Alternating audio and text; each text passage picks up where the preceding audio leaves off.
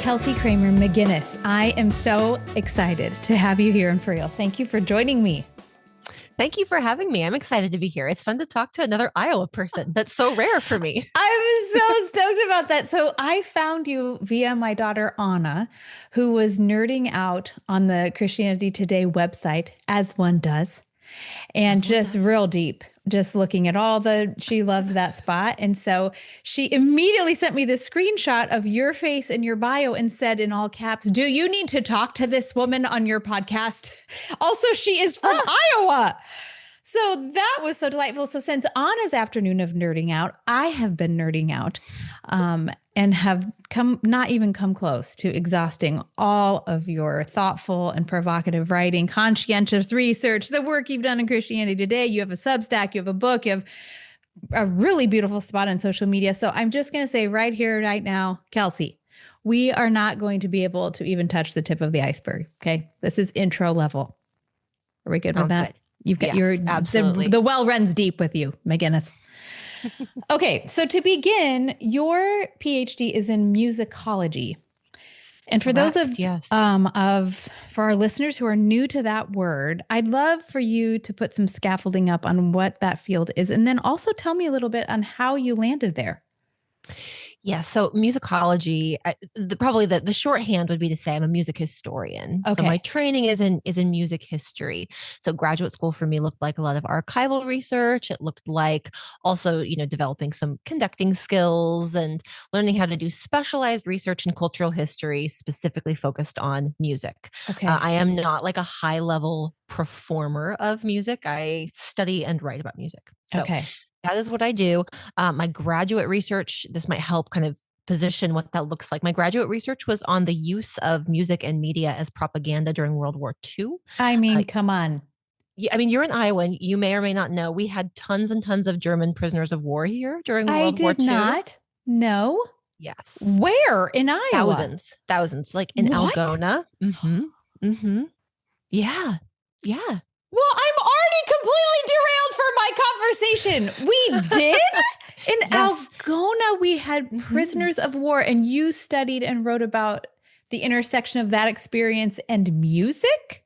Yes. So, I mean, we had many, many of them, not just Algona, also like Clarinda, basically working on Iowa farms. Like, all the men are gone. We need farm workers. Wow. They needed a place to put all these hundreds of thousands of German POWs. Wow. So a good number of them ended up here.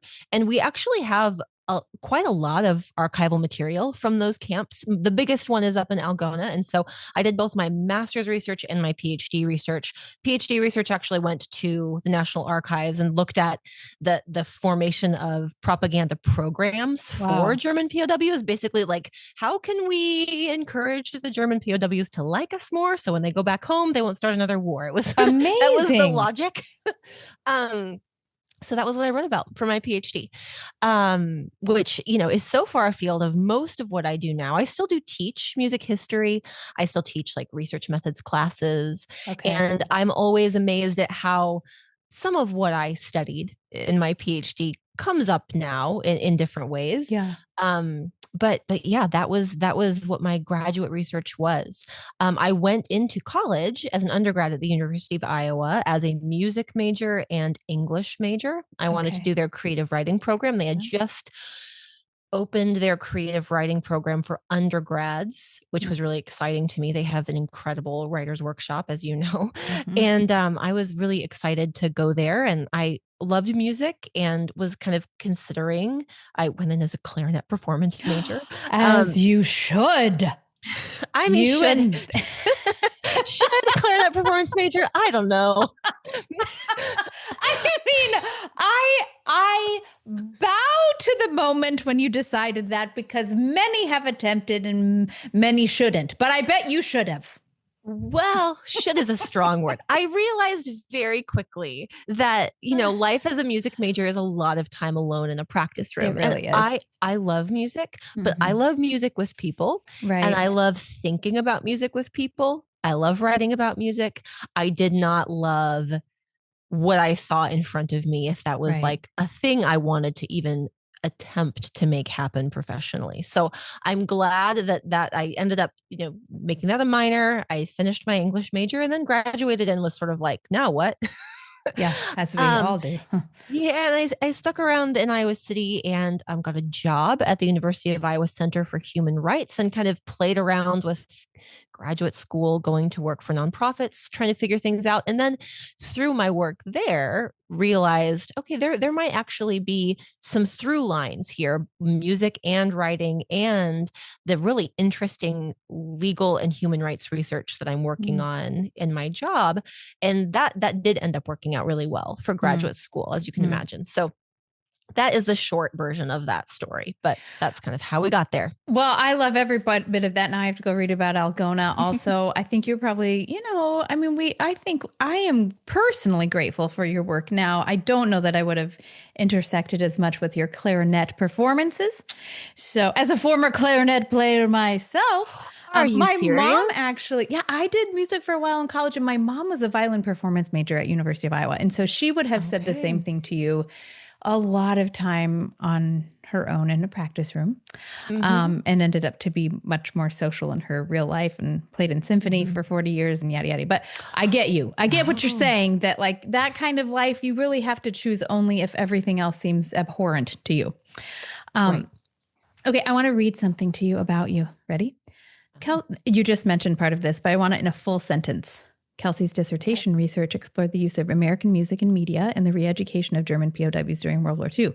Other areas of expertise, see my eyebrow go up right here, include contemporary sacred music in the United States, 19th century choral music, evangelical subcultures, human rights in the arts, and the intersection of art and eco-theology. Ah, yes. This is a really wonderful set of sentences. I mean, just a banger of a bio. And I wrote a veritable cornucopia of interests and abilities. I see some themes here because I've been really stalking your work the last many days, and I feel like we've been hanging out a lot. But I wonder, for those of our listeners just learning about you today, you kind of tiptoed into this just now, but what are some themes?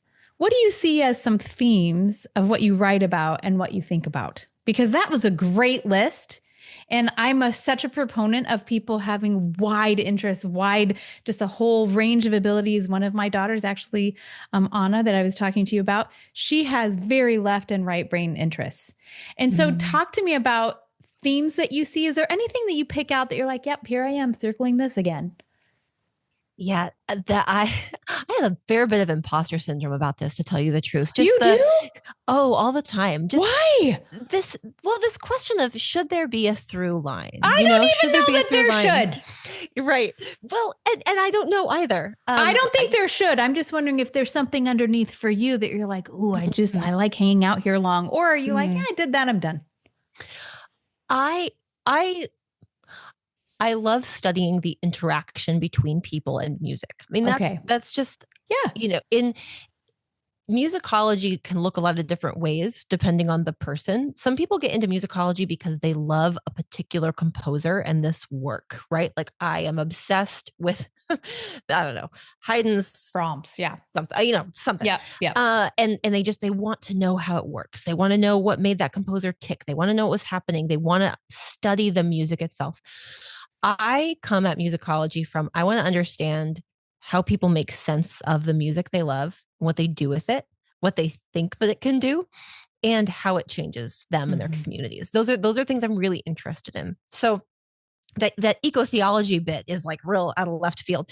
But that came from, I got a chance to go to one of the UN climate conventions when I was working at the Center for Human Rights. And I wrote a piece. I wrote some stuff in my graduate program, and then also a kind of obscure publication about the ways that groups showed up with music at the climate change convention and tried to kind of bring their practices into their kind of this big convention center when they have these things. I mean, it's a massive production. And just looking at the ways activists were using music and thinking about music, climate change, and particularly sacred music. Like there was a group of people that would walk through the convention hall, basically singing French language chants and just sacred music, Wow. hymns. Interesting. And so, that became a little pet interest of mine for a little Yeah. while. So that's like the I don't know, the undercurrent is sort of looking at how people interact with music and what they do with it, and how it, how they try to use it and the meaning they make of it. Yeah.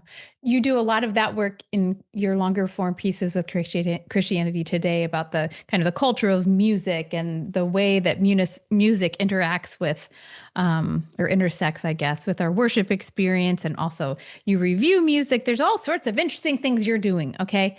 And I love it all. And it was so fascinating reading the breadth of how your brain works and that you can put that into language that makes sense for normal people. So I just kudos for that, because I have a similar bent, and my husband absolutely has a similar bent of just having a really wide net of what interests us. And I love to see people figuring out how to pull from what might look like disparate sources and building a life. Yeah. And so with that, we're going to pivot into something that you wrote about. Your first book came out not too long ago. It's co-authored. And the title of the book, and you'll have to remind me of your co-author. Marissa Burt. Okay. And the name of the book is The Myth of Good Christian Parenting: How False Promises Failed a Generation of Evangelicals.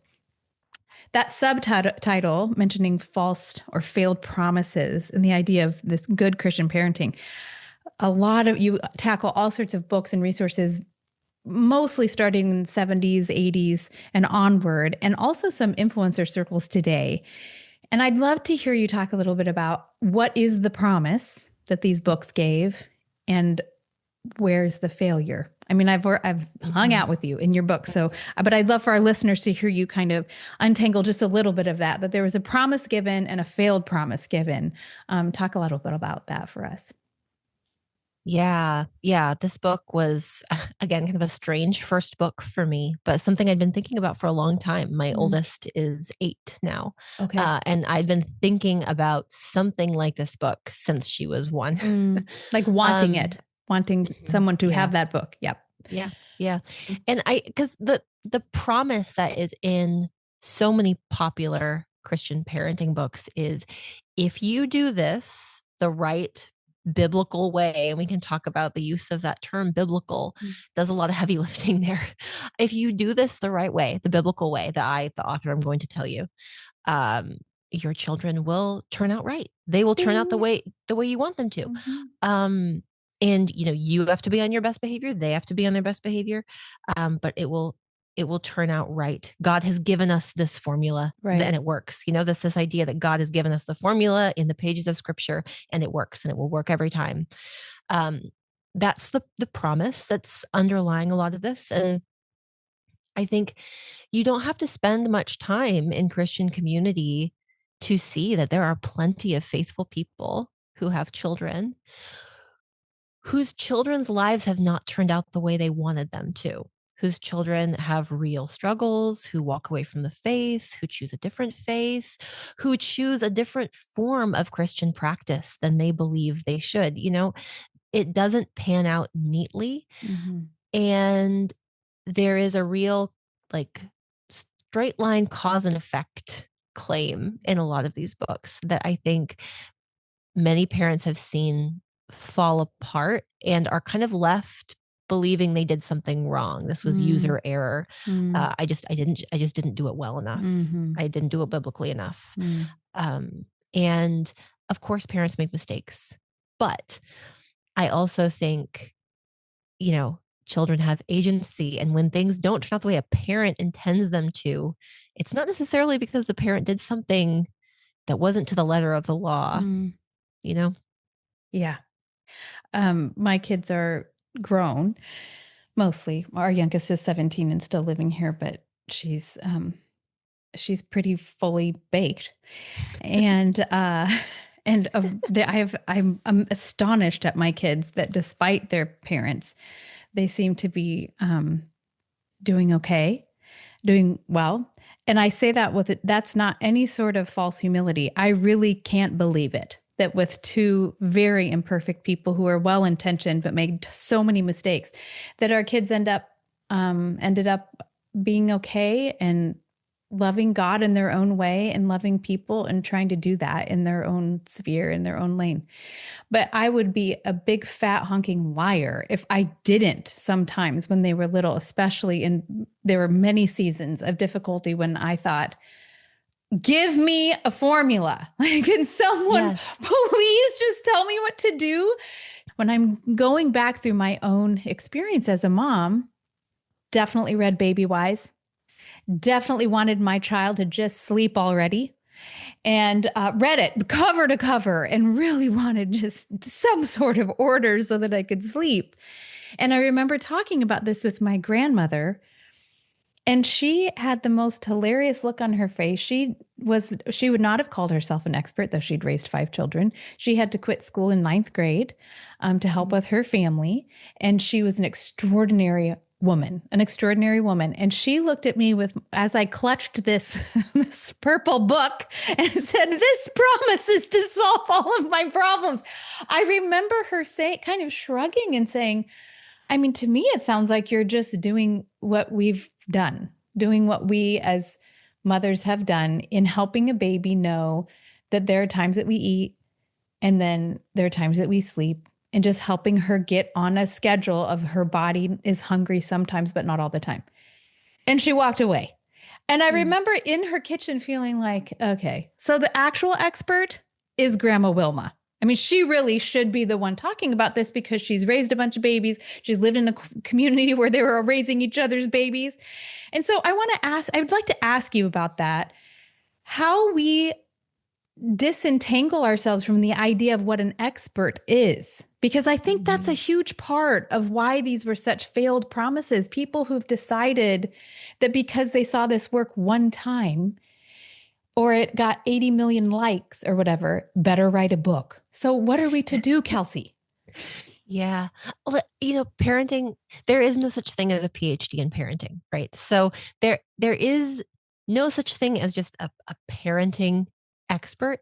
Who you think is a parenting expert depends entirely on what kind of expertise you value. So if you are really nervous about medical challenges, if you're nervous about health, your pediatrician might be your foremost parenting expert. That might be the person you are most likely to listen to. If you are someone who sees parenting as like a spiritual struggle, then your pastor is more likely to be your preferred parenting expert. So, we go to the experts who seem to be offering the kind of information that we want. And even in the mainstream, people who write parenting books are not parenting experts. They're just offering, in some cases, they don't have any credentials. In other cases, they have credentials for a little tiny narrow of human existence, right? The Christian parenting book market, though, is tricky because it allows people to kind of slip in their worldview as their credential, right? Like if I can convince you that I read the Bible the same way that you do, that I believe the same thing about XYZ, about how the church should work, about how families should look, that ends up functioning as the credential that wins people over and says, of course, I want to know what you think about how to raise children. I probably would agree with you. You probably have the right answer. You mentioned the Baby Wise and the Ezzos. They're giving advice in that book that I think one of their books, they did bring in a doctor to co-author. But the thing about the Ezzos and people like them is that they take these things like sleep training, for example. Doctors have differing opinions about sleep training, and it works for some kids. It seems to not work for others. It's one of those things that's sort of like most people end up doing what works for them, and we don't always know why. Totally. But some Christian parenting authors just like raise the stakes, right? Like, not only are you trying to get your children to eat and sleep on a schedule, you must, because it is your duty as a Christian parent to instill order in the household. And if they don't learn to respect your schedule, how will they learn to respect God? I mean, the stakes get blown up to these proportions, and you end up with these poor parents so much more anxious and feeling like they have so little agency to make their own choice based on the particular kid in front of them, And so that's what we're trying to get at in the book, is not like no one should ever give parenting advice ever. It's that in this particular niche, you end up with people making bigger claims and raising the stakes and adding moral dimensions to things that Right. could otherwise be decisions that you can hand parents a little bit more agency and say, Mhm. you also know your child better than we do. And if this doesn't work for them, that's okay. You know? If there's a rubber stamp with a Bible verse attached, immediately blood pressure goes up. And Yeah. again, the compassion I have for young Mark and young Kim, who were just trying to do right. My Mm-hmm. mom and my grandma were absolutely trying to lower the BP and saying, there are lots of ways to do this, and you all are way too whipped up. But again, involving Jesus in the conversation and especially when the parents are kids, they're so tired. I wish I could just hug myself from them and say, you're going to do okay. Your child is going to be fine. It's okay. What happens at nap time today does not actually have anything to do with her SAT score. I promise you. But you can feel like that, especially if there's another weight or mantle that is attached to, are you, obeying scripture? Are you in line with kind of this idea of protection or hierarchy? You talk about these things too. I'm telling you, Kelsey, there were some times in your book when I would say out loud, "Oh my gosh," some of the quotes that you Oh, lifted, some of them were wackadoodle.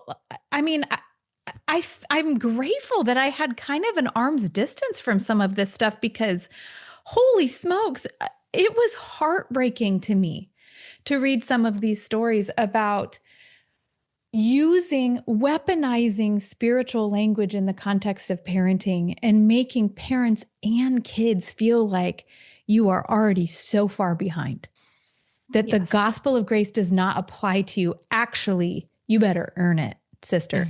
So Mm-hmm. tell our listeners about what broke your heart writing about this. And I know you're kind of an anthropologist, and the book itself it's so well researched and so thoughtful. I think you did such a great job taking such a very difficult and, as you say, tender idea Mm. and really presenting what you found after reading 80 million Christian parenting books. But when you were done writing every day, what broke your heart? Mm. I think reading through some of the survey responses we got and talking with the women, I mean, not just women and men, but Mhm. particularly mothers, I was sad about how rigid they had felt parenting needed to be, especially during the young years. We talked with several parents who now have grown children who just look back and they felt robbed of a lot of joy they could have had in the younger years because they were so afraid of not getting it right, because their families did not look the way James Dobson said they were supposed to. Their children didn't fall in line as quickly as they thought they were supposed to. um, that was heartbreaking. We do get quite a lot into spanking in the book because that just continues to be a really contentious issue. And I I found it really difficult because I am still in communities with people who do spank their kids. And my heart broke for how hard it is to have that conversation, and for how guilty parents are made to feel when they do it, when they don't. I mean, it just, everyone is dealing with so much shame and guilt. Yeah. And I feel a little bit, I can't take that away from anyone. We set out our case pretty clearly against spanking in the book, but I still am really heartbroken over the amount of shame over some of these issues in there that parents are carrying, and just don't know what to do with Mm. it. You don't give a lot of prescriptive advice in this book, which I really appreciate it. Again, it's a very different take in terms of, I'm just going to show you what we found and I'm going to let you decide what this means. And for a doer, do or mom or dad reading. I think you did a beautiful job. You and your co-author did a great job of, at the end of the book, there's this resource that allows you as the parent to vet resources, to give them a red, yellow, or green light according to some of the indices that you have. And I appreciate that you don't seem to be saying, I mean, I guarantee you don't say this because you have 3 children of your own. I know you're not saying everything is a free for all at our house. We want to hear your feelings. And if you need to spray paint the dog, go ahead. I'm not getting that from you, but I would like to just tease out a little bit of this idea of guidance or discipline, or the idea really of how much responsibility parents do hold. And here's where I'm going with this. You quote Wilkerson, David Wilkerson, isn't he the cross and the switchblade guy? He said that parents are ultimately to blame for teen delinquency. And in his view, it was almost too late for young people he worked with in the city because they were already criminals and addicts. If only their homes had been places of discipline and order, the pain and suffering could have been avoided. I'm thinking of every parent I know who raised their children the best that they could and loved their children beyond imagining, and who had children who chose a totally different way and ended up battling addiction. So that's what I'm thinking of when he's saying that. Tim Kimmel says parents are the hinge on which civilization pivots. They determine whether the door of the future swings open or closed. So here's the rub. I'm grateful to have had some time at San Quentin, the federal prison, and done some writing work with inmates there and incarcerated men there. And they probably 95% of the time end up talking about their childhood and a lack of structure in their home, a lack of guidance, early exposure to things like drugs or alcohol or all the things that end up having some entanglement in their lives. They ache. I mean, it is a palpable ache. And sometimes guys who look like they are tough and strong on the outside, and they are weeping, talking about they just wanted a present and consistent parent, loving guidance, some structure. So what are we to say about this, right? Because on the one hand, I'm positive that I don't have a ton of control on what my children decide for their lives. And on the other hand, I have the dudes at San Quentin in my head who are saying, I wish I had more of a presence. I wish I had more guidance, more structure. How do we thread that needle? Solve all of the world's problems? Go. Okay, here I go. You've got a PhD. I'm coming to you. Should have written that book. That book would have sold millions of copies. Yeah. How to save the world as a parent. Yeah, please do that. Right. Yeah. So I think this is another like sleight of hand these books often pull, is sort of, if you don't do this, your kids are going to become delinquents. Right. And yeah. I think, James Dobson uses this toward making the case for like why you need to, why like you should probably start spanking your 15-month-old to instill respect for authority. Right.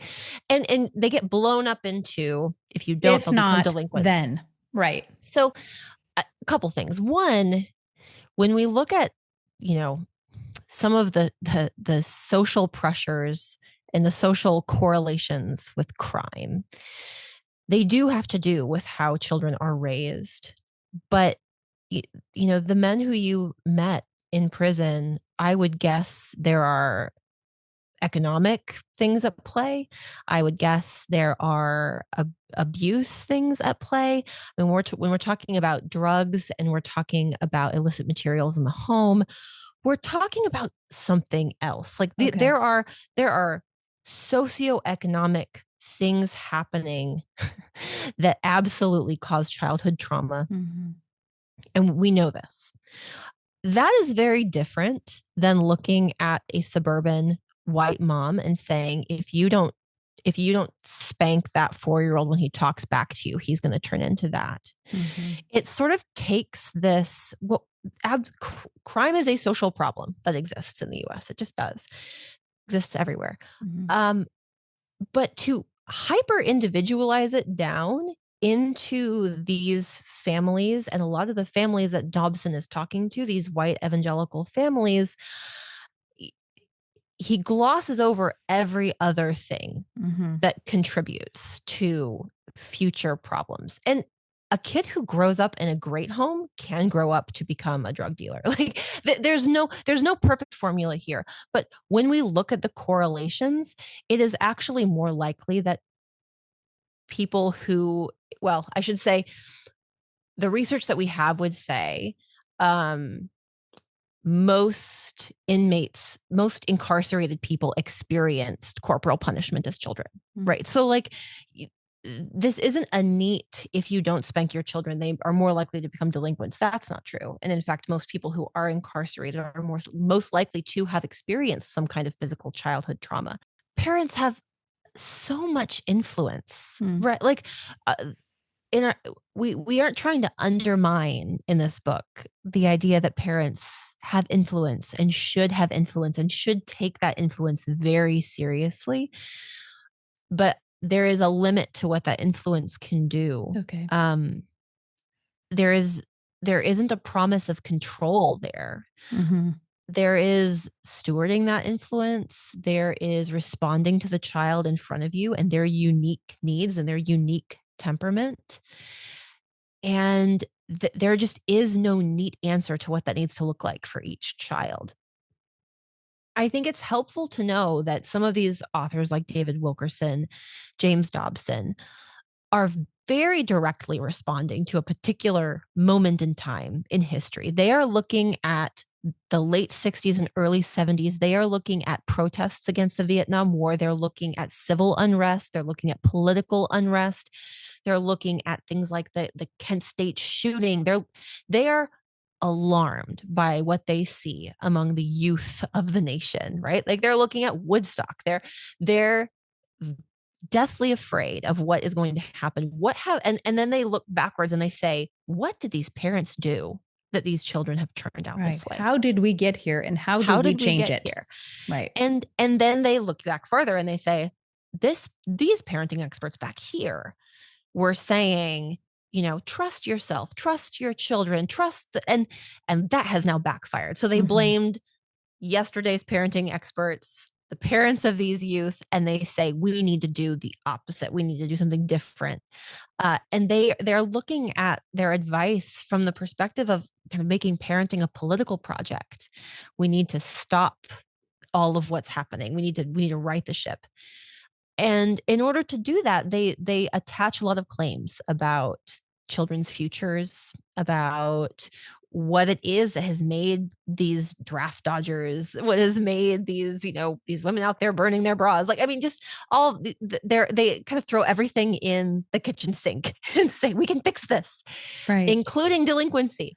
Right. And it is so much more complicated. I mean, like, talk to any historian and they would tell you this is just so much more complicated than the parents just let the kids run the roost and this is what we got. Right. Right. It's a little bit more layered than we're giving credit. And they were people of their time. We are people of our time. Yes. And I'd love to have you talk a little bit about that, just your wisdom here with this. I often think about parents who are coming of age as you are in the era of social media and Instagram in particular. And you write a little bit about, and maybe I've just heard you speak about this importance of the aesthetic, that a lot of the things that we're talking about right now are being repackaged. You speak particularly about parenting and also in the wellness sector. And I'll ask you a little bit about that in a second, but I'd like you to help coach us on what to be aware, how to be aware and wise with what we see when it comes to the intersection of faith and culture, or parenting and faith, because I feel for you. I feel for young moms who are there's just another really loud voice in the room and it's in your pocket at any time. Yeah. So give us some wisdom in that landscape.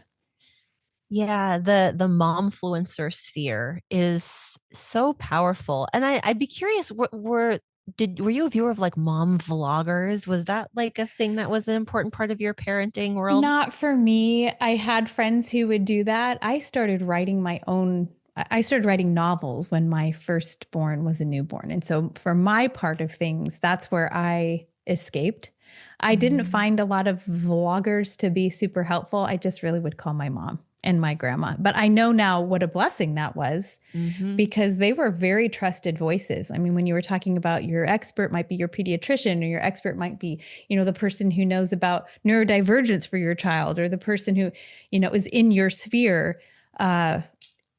You are raising children in a time where the local circle is one thing, but you could also open your phone and find a million voices telling you how to raise your children. So I don't envy that. And pretty soon my own 3 children will be in that phase. So please help us know how to be wise with all of the input. Yeah, I try not to be too snarky about the momfluencer sphere. I do think that some people do find what feels like genuine connection on social media. I don't want to belittle that. I as an author, and I'm sure you have too, you've experienced genuine connection with people on social media. Definitely. Most of my life is not in that space, but it is possible. Right. It exists. It exists. But an influencer is someone, my go-to definition for an influencer is someone who uses their lifestyle and their persona to sell you something. Okay. So if a person is working as an influencer on the internet, it is because they have a lifestyle and a persona that is monetizable, that the algorithm recognizes as clickable, scrollable, something that's going to hold attention. And we know what those things are on the internet. We know that wealth, we know that physical attractiveness, we know certain aesthetic, clicks help make content hold attention, right? We're in the attention economy. There's no escaping that. So I haven't heard that. The attention economy. Yeah. Oh yes, for sure. Cringe. Yeah. And I think knowing that anytime you encounter parenting influencer content is really helpful because you're not seeing it because it's the best advice. You're seeing it because it is the most attention grabbing advice that the platform recognizes as good. And what Instagram recognizes as good has nothing to do with what is actually good. Has nothing to do with what is actually virtuous, good, wise, any of those things. The vetting is numerical. Yes. It's not content related. Yeah. Yes. And in some cases, the vetting is actually like detrimental, right? Like these platforms reward controversy. If a piece of content is generating controversy, it will feed it to you more.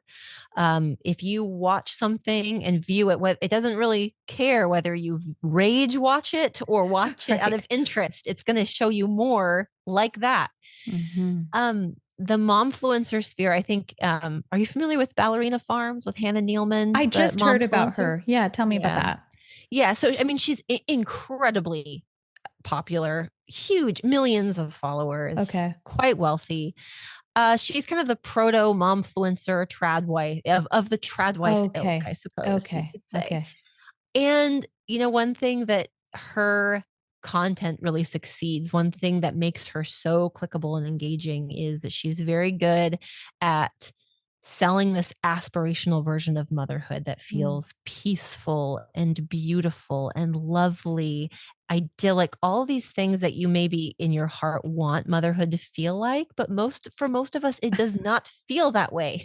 Yeah. I was listening to her adjectives and didn't have a lot of memories associated with idyllic and peaceful when my children were growing up. Yeah. White knuckling, hoping everyone ends up, nourished. My bar was a little lower. Yeah. Well, you are not married to the heir to a airplane fortune, right? You're not married into a millionaire, billionaire family. Darn it. That's what happened. Yeah. That tends to happen when you have just endless money. Things feel a lot less tense, I think. Maybe we'll never know because we can't see behind the camera. Right. This is true. So there's a couple pieces here. One is that these women are very good at selling you this aspirational vision of motherhood, partly because of just who they are genetically. They look good on camera. Yeah. Right. So, former professional ballerina, Hannah Nealman is. So, she's thin and white and lovely and just had her 9th baby. Wait, what? Yes. Yes. Oh my gosh. I just needed a nap thinking about that. It's not real life, what we're seeing. on these Mm-hmm. platforms, that we see what we are allowed to see. And I think even those of us who think of ourselves as pretty critical Mm-hmm. viewers of social Mm-hmm. media, if you spend enough time there, it really does mess with your sense of what Definitely. is real, and not even what is real for you, but what other people have. Mm-hmm. It it's so insidious because if you see enough of this content, it tricks you and, oh, other moms are doing this, other families are making this work, someone else is able to achieve this that looks so nice. It's and what you're looking at isn't even probably the real life of the person who you're watching, and the vast majority of people, their life looks nothing like that. But it is it tricks you. It tricks you so easily. And I have to be careful when I'm doing social media related research, because the more time I spend Yeah. looking at it, the more widespread, the more I lose my sense of what normal is. And Mm. it happens so easily. That's amazing. Even when your posture to begin with is to poke the hole and to see it from a more clinical lens. Yes. Hear Hear ye to the Here, yes, listeners. Yeah. absolutely. Like, mm-hmm. I just want to say Wow. I am not above being influenced and having my sense of reality messed with. But that's sobering to me, because you're looking already, you're not opening your phone just because you're bored. You have a task in front of you and you're still getting sucked in. Mm-hmm. So, wow. That's very powerful and alarming. And thank you for that. I would like to, my follow up, because you're a real person with real kids. Mm-hmm. Where do you find solid counsel? I mean, you intimate and you say in your book that you're hesitant, and I affirm this. You're hesitant to say these are the 10 books that will help you in a really sound way, because then you're doing exactly the same thing that we're just trying to dismantle. But there not all things are created equal, and there are good resources out there. You actually mentioned Jim and Lynn Jackson. I only read one parenting book. When my kids were little, and went to one parenting class, and it was with them. And they had such a profound and wonderful impact on how we approached parenting from that time onward. So there are people doing great work. For our listeners, is there any sort of counsel that you'd give to that end? We know it's probably not that ballerina gal, though I'm sure she's cute. No. But No. where do you go in your real life? Your real life with 3 kids, did you say? Mm-hmm. Yeah. Okay. Yeah. I have 3 kids. They are 4, 6, and 8. Mm-hmm. So, right. I don't have any parenting advice to give, but I do find myself wanting to be in close enough community with people so that they can know my kids. People who are older. I want people who are older than me and my church community and my family to know me and know my kids, so that they can speak into things that they see. Not because they're experts, but because they know us. I want to learn to be humble enough to receive that. I think sometimes people go to books because they're embarrassed, and because it's uncomfortable to receive counsel or feedback from friends or family. Totally understandable, by the way. Sometimes people absolutely abuse the privilege. Mm-hmm. um, but if you can have people in your life who know you and know your kids, so that you can respond to the particular kid in front of you. One of my pet peeves is how much these scripts that we get, even from mainstream sources, just they kind of act as this bypass system, so that you don't actually have to engage this little human. It sort of treats them like a machine. Like there's like a program you can just like hit run program. Not my experience. But Mm-hmm. every kid, I mean, all 3 of my kids are so different. And Same.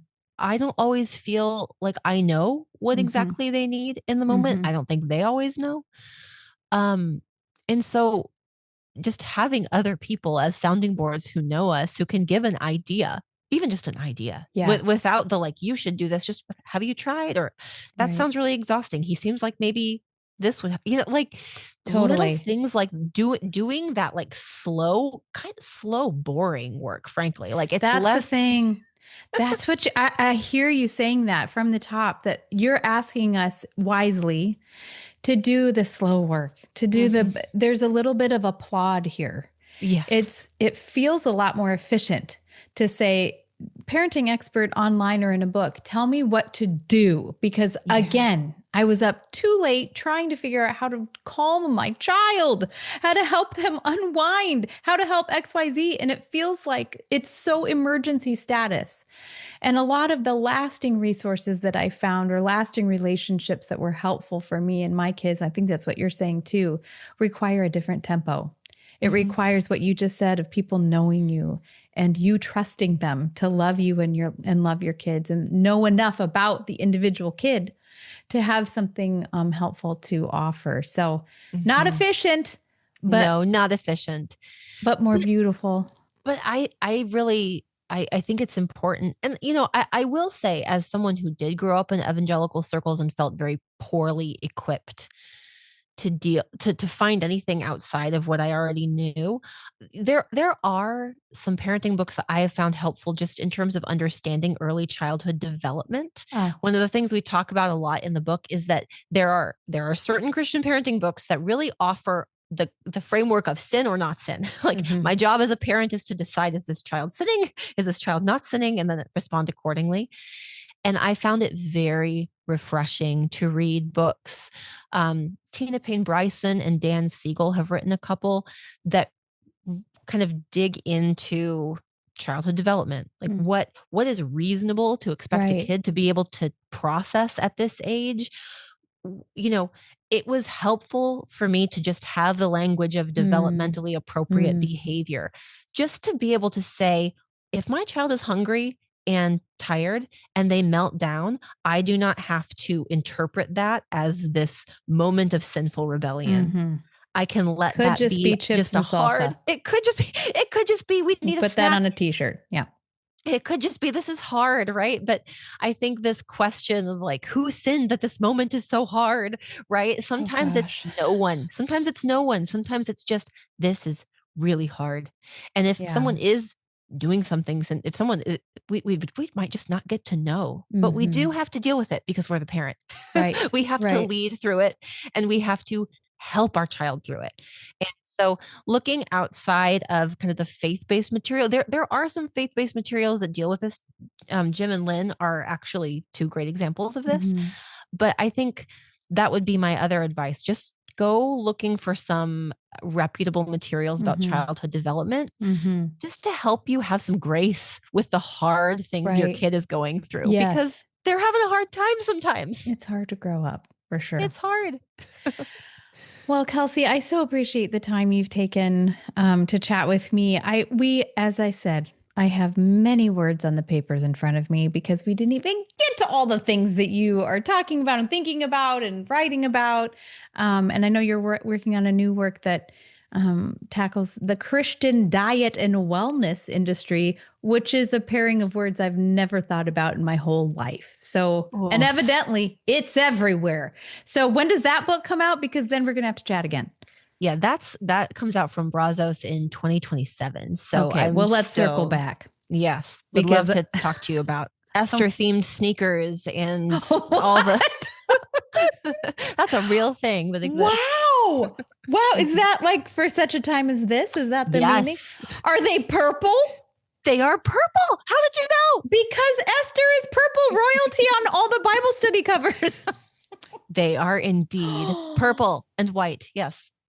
Wow, that's something else. Yeah, see, I haven't thought about that at all. So I am so excited that you're thinking about it and reading all the books and doing all the research, and then I can read your book and have thoughts. So that's really good. Yes. My final question for you is something that I ask all of my guests. What is a book? This could have to do with what you're talking about today, or something that's completely off the beaten path. A book that you have recommended multiple times to multiple people. We are book people around here. We are fans of the backlist. So anything goes. Any thoughts on that? Okay. Can I cheat and please, for sure. Because my job involves a lot of music stuff, can I give a music recommendation? So, yes, I would love that. So I had the privilege of interviewing gospel artist Jonathan McReynolds yesterday. Yes. And he has an album. He has an album called Closer coming out on March 27th. Okay. I had an advanced listen, and it is such a fun album. So it is a gospel album, but it is like gospel 80s pop fusion. Oh, well, that's obviously my era. It is a live album. It is super fun. When I talked to him, I asked, like, were you listening to Phil Collins while you were like writing this? Like, I can tell in the tone of the drums. And he was like, yeah, we were listening to like Lionel Richie and Phil Collins. It's like awesome. So great. Okay, we'll put that link in the show notes for sure. Yes, it is really, really fun. Jonathan McReynolds. If you're not familiar with his kind of like back catalog, he's just got the most amazing voice. He's really quite wonderful, amazing. So highly recommend that new album called Closer. Wonderful recommendation and good job. I should have known with your myriad interests, just saying a book wasn't going to get it. Oh, it's awesome. Well, thank you, Kelsey. I so appreciate your time and your work and the thoughtfulness and care you are taking and having these prickly conversations that we need to have. I just really appreciate that. Thank you. Well, thank you. It was really fun to talk with you. And I feel like my complicated feelings about all of these things get more complicated in the best way the more I get to talk with people about them, because it's just, there's no easy, simple answer. Well, you have helped us all untangle a few knots. So I appreciate that. Thank you. Thank you.